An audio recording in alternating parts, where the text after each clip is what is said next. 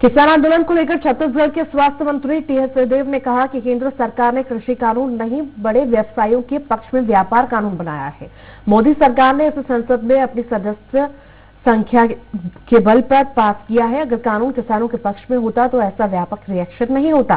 सिंहदेव ने कहा कि कृषि कानून में सबसे बड़ी दिक्कत मोदी सरकार की विश्वसनीयता की है। खुद मोदी जब गुजरात के मुख्यमंत्री थे तो उन्होंने एमएसपी की व्यवस्था कानून के रूप में किए जाने की मांग की थी। स्वास्थ्य मंत्री टीएस सिंहदेव से खास बातचीत की शुरुआत संवाददाता निर्मल सिंह बेस्ट ने। ठंड के इस मौसम में गर्मा गर्म चर्चा के लिए हमारे साथ मौजूद हैं छत्तीसगढ़ के स्वास्थ्य मंत्री टीएस सिंहदेव जी। सिंहदेव साहब, अगर बात किसानों से करें तो बेमानी नहीं होगा, क्योंकि देश में यही जो है इस समय मुद्दा छाया हुआ है। आपको क्या लगता है, क्या कहीं ना कहीं किसानों का अड़ियल रवैया है इसके पीछे? नहीं, ये केंद्र सरकार की एक बड़ी चूक, एक बड़ी भूल, एक और बड़ी भूल मैं कहूंगा, जिसमें उन्होंने बड़े व्यवसायियों के पक्ष में ये किसान कानून नहीं बनाए, ये व्यापार कानून बनाए और उन्होंने उसको अपने सदस्यों के संख्या बल के आधार पे पार्लियामेंट में पास करके देश पे लागू करने का निर्णय ले लिया। और वहां तो आपका बहुमत है, आपने पास करा दिया। राज्यसभा में चर्चा नहीं होने दी, आपने पास करा लिया। देश का एक कानून आपने उसको बना दिया। और कोई भी कानून अगर जनहित में होता है तो नागरिक तो उसको खुले मन से स्वीकार करेंगे। ये रिएक्शन क्यों हो रहा है? आखिर ये जो किसान हैं और इतनी बड़ी संख्या में इतने दिनों से, अब 50 दिन, 60 दिन, 70 दिन की बात हो रही है और इस ठंडी के मौसम में वहां पर अभी भी मोर्चे पे हैं। केंद्र की सरकार को एक व्यवस्था ऐसी दिखानी पड़ रही है कि दिल्ली के ऊपर ऐसा संकट है कि रोडों में खोद खोद के स्पाइक आप डाल रहे हैं। कुछ मान लो कि जो हिंदुस्तान पाकिस्तान की सीमा पे नहीं है स्थिति, हिंदुस्तान चीन की सीमा पे जहां स्थिति नहीं है, वैसी व्यवस्था आपने दिल्ली के प्रवेश के मार्गों में बना रखी है। तो एक बड़ी गलती, जिसको उन्होंने लागू तो कर दिया, लेकिन ये सोचा नहीं था कभी भी कि रिएक्शन उसका इतना हो सकता है, इतनी बड़ी मात्रा में किसान सामने आ सकते हैं। और वही कारण है कि ये स्थिति बनी हुई है। प्रधानमंत्री खुद आश्वासन दे रहे हैं कि एमएसपी जो है लागू रहेगी, खत्म नहीं होगी। इसके अलावा कलेक्टर कोर्ट में भी जाने का रास्ता खुला रहेगा। तो फिर दिक्कतें कहां पैदा हो रही हैं? दिक्कतें विश्वसनीयता की हैं। यही प्रधानमंत्री जब मुख्यमंत्री थे तो मनमोहन सिंह जी ने एक वर्किंग ग्रुप बनाया था। देश के चीफ मिनिस्टर्स, अन्य लोग उसके सदस्य थे और इसी विषय पे उस वर्किंग ग्रुप में जो सिफारिश अपनी प्रस्तुत की थी, स्वयं मोदी जी ने इस बात का उल्लेख किया था कि एमएसपी रहे, यानी सरकार है, जब सरकार खरीदी करेगी तो ठीक है, वो सरकार कह रही है तो खरीदी करेगी, लेकिन अगर निजी क्षेत्रों के साथ खरीद की व्यवस्था चालू होती है तो कानून के रूप में एमएसपी रहना चाहिए।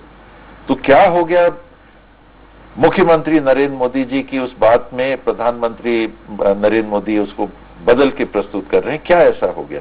तो ये कारण है कि जब विश्वास टूट जाता है, आप कह कुछ रहे हैं और हो कुछ रहा है, आपने पहले कुछ किया, आप लागू दूसरे रूप में कर रहे हैं। नोटबंदी के बारे में आपने कहा कुछ, हुआ कुछ और। जीएसटी के बारे में आपने कहा कुछ, हुआ कुछ और। अन्य कानूनों को लाने की आप कोशिश कर रहे हैं, आप कह रहे हैं कुछ, कर रहे हैं कुछ और। चीन के संबंध में आप कह रहे हैं कुछ है, दिख कुछ और रहा है। जब ऐसी स्थिति बनती है तो एक सीमा के बाद जब बड़े समूह के भविष्य के ऊपर एक बड़ा प्रश्न चिन्ह लग जाता है तो फिर ऐसे रिएक्शन होते हैं जो हम किसान आंदोलन के रूप में देख रहे हैं। एक चीज ये भी तो सामने आती है कि ऐसे कितने कानून अभी तक वापस हो गए, क्योंकि कानून बनता है तो जाहिर सी बात है संशोधन होते हैं और संशोधन करने के लिए केंद्र तैयार है। तो इस बारे में आप क्या कहें? तो उनको संशोधन प्रस्तुत कर देना चाहिए। आज पार्लियामेंट चल रही है तो उनको संशोधन प्रस्तुत करने में क्या दिक्कत है?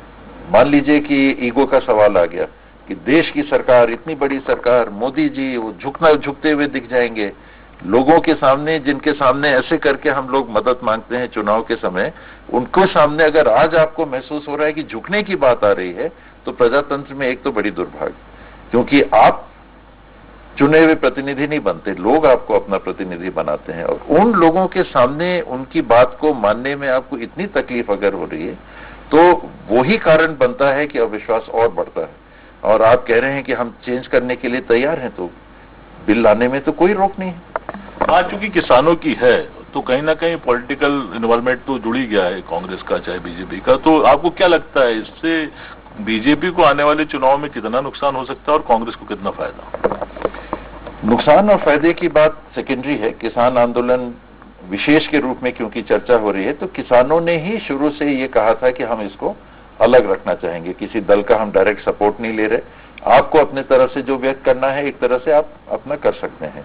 तो उन्होंने बीजेपी के लोगों को नहीं कहा कि आप हमारा समर्थन नहीं करिए, उन्होंने कांग्रेस के लोगों को नहीं कहा कि समर्थन मत करिए, आम आदमी party, communist party, Bahujan Samaj party, Samajwadi party, अन्य राजनीतिक दल, एआईडीएमके, डीएमके, तेलंगाना के दल, उड़ीसा के दल, बंगाल के दल, जो क्षेत्रीय दल हैं, उन्होंने किसी को मना नहीं कहा, ना किसी को आमंत्रित किया।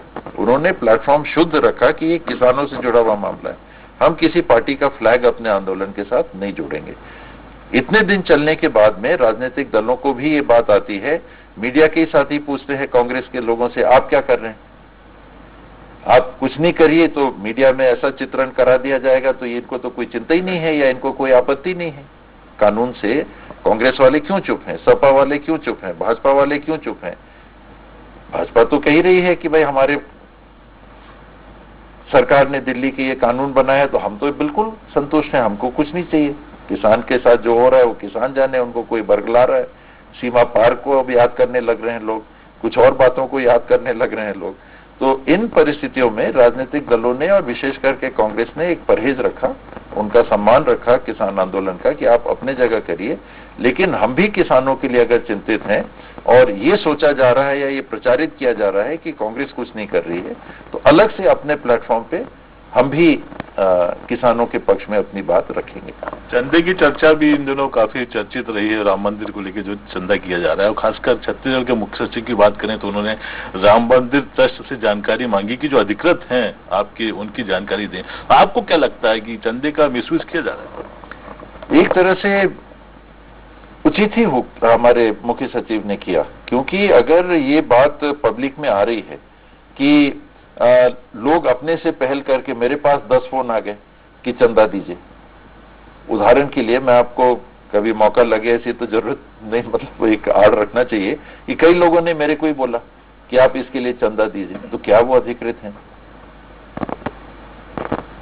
मान लीजिए व्यक्तिगत मेरे से पूछा तो शायद वो अपने तरफ से दिखाएंगे कि हम लाके हम इतना चंदा दे रहे हैं, जो उनका व्यक्तिगत पहल होगा। क्या राम मंदिर निर्माण न्यास ने किसी को अधिकृत किया है? लोग अपने से ही करके अपने नंबर बनाने की कोशिश कर रहे हैं या कोई प्रचार करने की कोशिश कर रहे हैं। ये जब सवाल उठते हैं तब ऐसी बातें आती हैं, और मुझे तो लगता है कि मुख्य सचिव जी ने एक बहुत संतुलित पत्र भेजा कि आखिर छत्तीसगढ़ के लोगों को पता तो चले कि अधिकृत कौन है। हमको अगर चंदा देना है, हम चंदा देना चाहते हैं तो किसको दें? क्या भारतीय जनता पार्टी को आपने कॉन्ट्रैक्ट दे दिया है, या आपने आरएसएस को कॉन्ट्रैक्ट दे दिया है, या XYZ अन्य किसी संस्था को आपने अधिकृत कर दिया है राम मंदिर निर्माण न्यास ने कि आप चंदा हमारे तरफ से एकत्रित कर सकते हैं? स्वैच्छिक है तो आप अपना दीजिए, मांग क्यों रहे? एक आखिरी सवाल जो कि कहीं ना कहीं लाजमी भी है, क्योंकि पिछले दिन खासी चर्चाएं रही, मुख्यमंत्री की कुर्सी, आपकी नाराजगी और 2.5 साल, क्या हकीकत है? आप ही बताएं दर्शकों को। इसमें 1 जनवरी के जो रेजोल्यूशन लोग कहते हैं कि अपनाए जाते हैं, उनमें मैंने 2 रेजोल्यूशन इस साल के लिए रख दिए। एक से काम नहीं चल रहा था। एक जो मेरा पुराना नंबर था, वो फोन इतने आ रहे थे कि मेरे को बीच में बंद करना पड़ गया था। तो लोगों ने शिकायत भी दर्ज की कि बाबा आजकल आपका फोन नहीं उठता, पहले हम जब भी लगाते थे तो फोन उठ जाता था। मुझे अच्छा नहीं लगता कि अगर फोन किसी ने किया मैं खुद जवाब ना दूं, पर उस मजबूरी में मैंने कहा कि मैं खुद तो जवाब नहीं दे पाऊंगा, क्योंकि आजकल सही में बहुत फोन आते हैं, निजी काम भी होते हैं लोगों के। तो मैंने फोन तो खोल दिया, उसमें ऑफिस में बैठा दिया कि आप नोट करके डेली मेरे को बताइए जिनके भी फोन आएंगे उस हिसाब से, और कोई भी काम के लिए लोग कहते हैं आप नोट करिए और वो काम अपने को आगे बढ़ा देना है। ये एक रेजोल्यूशन था। 54054 से बंद होने वाले 2 नंबर जो थे वो बंद थे, मैंने 1 जनवरी से चालू किया। दूसरा था ये 2.5 साल वाली बात, वो एक अनावश्यक विवाद का विषय बन जाता था।